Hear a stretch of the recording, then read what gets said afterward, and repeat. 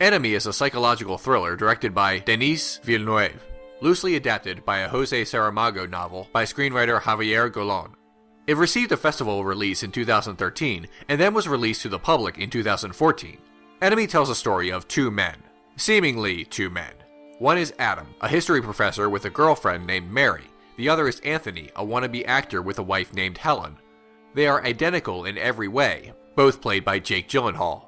Adam, through happenstance, learns about Anthony's existence by seeing one of his small roles in a local film.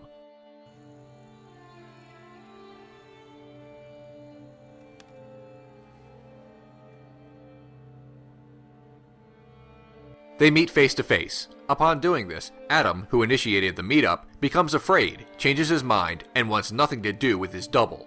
Anthony, known to be unfaithful to his wife, takes this opportunity to have sex with Adam's girlfriend. Anthony and Mary apparently die in a car crash, leaving Adam with Anthony's wife, Helen. That's what it looks like on the surface, though. Beneath, however, it is a completely different film. Complex, full of metaphor, and told without linearity. Of the complexity, the director has said, quote, "The thing is that Enemy is a movie that is more challenging for the audience. I was amazed by movies that were creating vertigo, that are able to print images in your subconscious, but that the meaning was that you had to dig to find the meaning of it. If you look at Enemy again, you can see that everything has an answer and a meaning. It's a movie that is set to a game. It's not something that gives answers. It creates a lot of questions in your mind, but it's set like a puzzle." Unquote. When's your birthday? This is a bad idea. I think I made a mistake here. Before attempting to unravel the narrative and look for hidden meaning and messages, let's focus on the technical end. Enemy is drowned in the color yellow. Many scenes are bathed in a yellow light, but not golden or beautiful. Sickly and uncomfortable, purposefully there to put the audience in a state of unease. Different colors signify different things, engage the audience and provoke different emotions, as well as give clues to what is happening. In short bursts of color, the audience can be informed. For example, in The Sixth Sense, the color red is intentionally absent from most of the film, but is used to show instances of supernatural danger. Films can use more widespread tinting as well. Scenes within the computerized world of The Matrix are cloaked in green, much like the source code of the system, allowing the audience to know when they are watching scenes within the Matrix itself. But Enemy uses yellow nearly everywhere and in every scene. Why? What does yellow bring to mind? Cowardice? Perhaps. The protagonist is not without his faults. Caution, like the yellow tape around a crime scene? Not impossible. The director's version of why everything is yellow makes the most sense, though. Quote, "We added the smog, which came from the idea of pressure, the paranoid feeling and the pressure of the city and the density of the population. It felt like there was this yellow color coming from my mind, coming from pollution. It's something that we wanted to add with VFX. But as we were shooting in Toronto in the summer, there was so much pollution that we didn't have to add anything. It was like a natural apocalyptic landscape." Unquote. Let's look at the theory that Anthony and Adam are one and the same. The theory goes that we are either seeing someone lead a double life and wrestle with this in his mind, or that one is dominant and the other is imagined. Anthony has not been to his talent agency in 6 months. The guard at the agency says so, but he says this to Adam. His absence is completely unexplained. What else has been going on for 6 months? Helen's pregnancy. Anthony's wife has been pregnant. Adam confirms it is 6 months in a scene towards the end of the film. In this time, the protagonist has focused all of his time towards teaching, as Adam. That's why he hasn't been to the agency in that amount of time. We need to think about Anthony's selfish personality, and that he used Adam as an escape from Helen. He seems distant from her, and news of his impending child has created more. He complains about the wrong blueberries of all things. He has been unfaithful to her as well. Meeting a new woman with whom he is attracted, but not married or expecting children, may be his way out. This may not even be a traditional psychotic break. Anthony/Adam is a man who desperately wanted to be an actor. He may have invented a new person, either consciously or subconsciously, to fulfill that desire when he can't get bigger parts in better films. He pretends the other persona doesn't truly exist, and acts the part, depending on the situation. Then, as Adam, when he realizes Anthony exists, he investigates because that's what someone would do under these circumstances. Adam's mother says that he needs to give up his dreams of becoming a third-rate actor. It is Anthony who has starred in films, though. Anthony's mother may be aware of the double life. This scene is unclear about who we are really seeing, Adam or Anthony, Some of what the mother says suggests that it is actually Anthony, because she mentions acting and Anthony's known problem with infidelity. You are my only son? I am your only mother. You have a respectable job. You have a nice apartment. And since we have been frank here, I think you should quit that fantasy of being a third-rate movie actor. What suggests that it's Adam is that Adam's mother has been frequently trying to get in contact with him during the first half of the movie. Having dinner with her is the conclusion of this. Anthony loves blueberries. Adam does not. His mother says he loves blueberries, but Adam or Anthony denies this. The mother is what ties the two halves together. She is the center of this because everyone else in Anthony and Adam's lives only know one of them. The mother knows the real man. The scene with the mother in this film is the only time that we see Adam and Anthony perhaps as one person, at least until the end. So, if they are the same man, how is the car crash at the end explained? Easy. The film does not follow chronological order. Mary was in the car with Anthony. That's how his wife found out about his infidelity. When Helen makes reference to Anthony being with another woman, she is referring to Mary. Also, Anthony has a scar on his chest. It is never explained. It could have been from the crash, even though we see the crash at the end of the picture and see the scar much earlier. Adam has a torn picture of himself with someone else ripped away. Anthony has the same picture, but the torn part is of Helen. The picture that Adam has is in a box, seemingly his belongings that he hasn't touched since he moved in. It's possible that Helen divorced him and told him to leave their home after she learned about the affair with Mary. Let's look into some more evidence that Adam and Anthony are the same person. One might think that the scene in which Helen calls Anthony at the same time she just saw Adam might disprove this, but bear in mind that Adam becomes just out of view the second that Anthony picks up.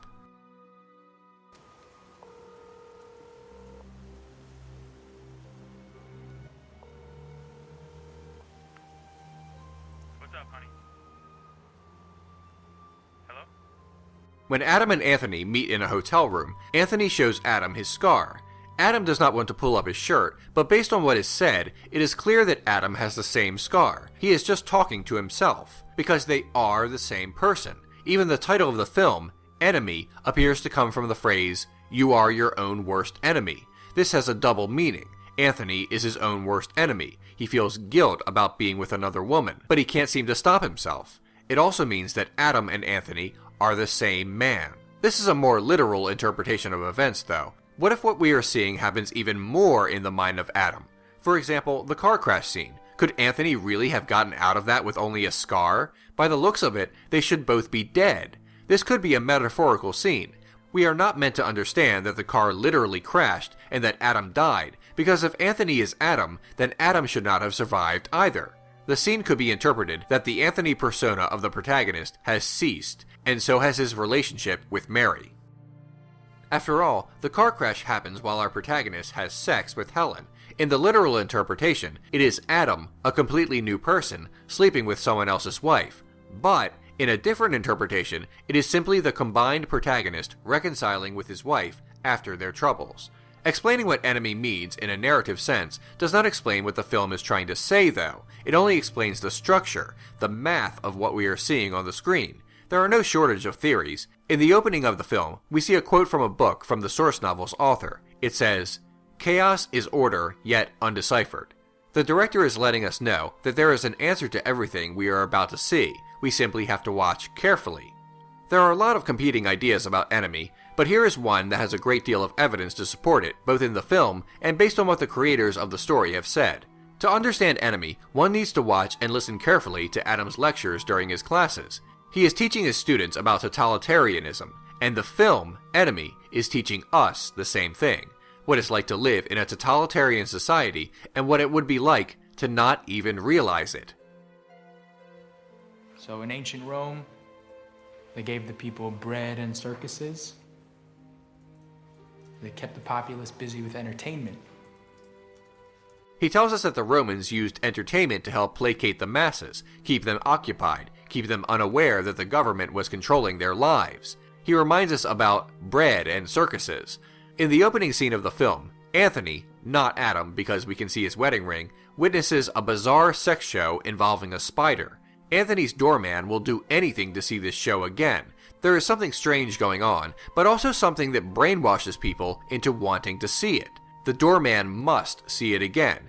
Also, Anthony's profession as an actor allies himself with the entertainment industry.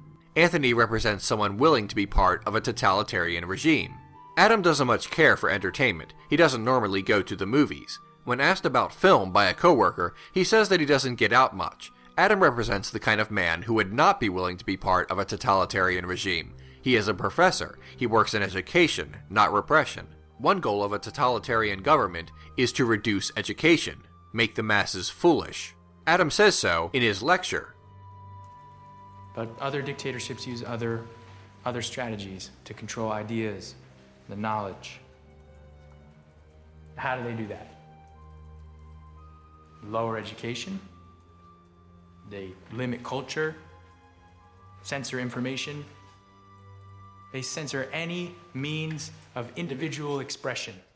When Adam leaves his class, we see a visual clue about the idea that we are living in a totalitarian society without realizing it. He passes by graffiti of a businessman giving a fascist salute.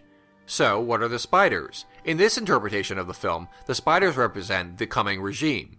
Not literal giant spiders, of course. This is not really a sci-fi film. They only represent something else. There are visual clues about them in the city from the very beginning. We see shots lingering on wires that make them look like spider webs. Adam, even though he is a professor who has given lectures about totalitarian governments, doesn't see the web. He doesn't see the spiders. He doesn't see the government until he's already stuck in its web. In the lecture, he claims that totalitarian states succeed because they censor any means of individual expression. When he finds out he has a double, he fulfills that prophecy. He can no longer be an individual. There is someone who looks exactly like him. There is someone else leading his life. Individual expression is now gone for him because he is no longer an individual. Jose Saramago, author of the novel on which Enemy is based, once said, quote, "We live in a dark age, where freedoms are diminishing, where there is no space for criticism, when totalitarianism, the totalitarianism of multinational corporations, of the marketplace, no longer even needs an ideology, and religious intolerance is on the rise. Orwell's 1984 is already here." Unquote. The most frightening thing about Enemy is not the looming spiders, but the idea that it suggests that the pattern of creating totalitarian regimes over the course of history may be part of human nature. We are seeing a very human representation in the film, rather than watch a country being invaded or slowly taken over. Instead, we are watching a more localized conflict between two people, two ideas. The director said of the film, quote, "Sometimes you have compulsions that you can't control, coming from the subconscious. They are the dictator inside ourselves." Unquote. Let's look at another part of Adam's lecture. And it's important to remember this, that this is a pattern that repeats itself throughout history. It was Hegel who said that all the greatest world events happen twice, and then Karl Marx added, the first time it was a tragedy, the second time it was a farce. Repetition plays a big part in the film. The most obvious example is watching our protagonist quite literally repeat himself as a new person and a new identity. This repetition, so to speak, is literal and ties into the lecture. But that's not all. Seeing Adam repeat himself as another persona ties into what the film may really be about, a never-ending cycle of behavior. Not in a large government sense, but on a personal level. Anthony cannot stop his cycle of behavior in terms of sleeping with other women besides his wife. That could be even more central to the story than any talk of governments. Of this, the director has said, quote, "What I liked about the book was the idea that I feel is very accurate. Repetition is hell. If you don't deal with your shadows, you are condemned to repeat the same mistakes over and over, as a human being or as a society." Unquote. As said, there are other interpretations of what is happening in the film, something more personal and not about regimes and all that. The film could simply be about guilt and our baser instincts in a more general sense. In this interpretation, one could say that the spiders are simply metaphors for alluring women. This may not be as sensational as the supernatural totalitarianism angle, but it makes a bit more sense and takes less stretching of the imagination. In the opening scene at the sex club, Anthony looks both disgusted with himself, but unable to look away. That's his conflict. He is repulsed by his desire for other women outside of his marriage, but he won't actually stop himself. This is his central conflict. A spider is brought on a silver platter. It crawls near a woman. The scene shows us that women and spiders are connected. It should be noted that when one makes a connection to women and spiders in this film, it is not meant in a sexist way. By making a connection between women and spiders, it is really a connection between spiders and desire, something that traps us in a web. It could be anything. In this case, it happens to be sexual desire.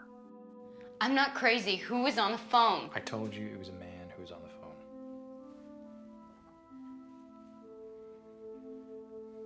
Are you seeing her? Helen, I don't want to get into this. Are you seeing her again? Of the spiders, the director has said, quote, "When I thought about the spider, there was something specific I was looking for, the feeling from the beast, and that main thing was intelligence.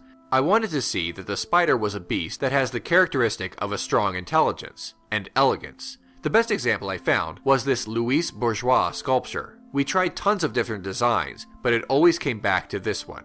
Unquote. The Louis Bourgeois sculpture to which the director is referring is called Maman, meaning mother in French. The fact that the spider sculpture that inspired the design of the spiders in the film references a woman is evidence of their nature and meaning in the film. In the final scene, Adam is given a key to the next meeting of the sex club. It was marked in a confidential envelope. He decides to go. He gives his wife an excuse, and in doing this, he has made Helen another spider, just another girlfriend, not truly his wife anymore. His lack of commitment has made her just another woman to him, and she becomes a spider. Under this interpretation, the lecture about totalitarianism might seem meaningless at first, but there still may be a way to connect it to the idea that the film is about guilt and base desire. The significance of Adam's lectures on totalitarian governments and how they repeat themselves over the course of history is to connect that with the cycle of adultery in which the protagonist is caught. On the chalkboard in the classroom, we see notes of the thesis, antithesis, and synthesis framework. In other words, one character, his opposite, and finally how the two cancel each other out, replaced by something else that consumes the two. In the end of the film, that is exactly what happens. Anthony dies in a car crash. Adam lives on with Helen, but he takes on some of Anthony's personality. Up until this point, Adam has been passive, shy, and afraid. Anthony has been aggressive and hardened. To put it another way, the protagonist resolves his internal conflict, becomes one man, but that man has aspects of both personas. Because of this, he will repeat the cycle. Some critics believe that the answer to the film is actually in the book, The Double by Jose Saramago, but based on what the director has said about this, that can't be true. I don't know. I don't go out that much. I don't really like movies. Enemy is less of an adaptation of the book, as it is a new and unique picture. The truth of the film lies somewhere within the 90-minute runtime. Everything is there on film. Although one could argue if there even is one correct solution, the opening quote claims that there is. The theory about Adam and Anthony being one man is probably the closest to the intent of the film. Enemy shows scenes that should be taken as metaphor, even though they play out in what seems to be reality. In short, the film is a visual representation of the phrase, "We are our own worst enemy." Thanks for watching.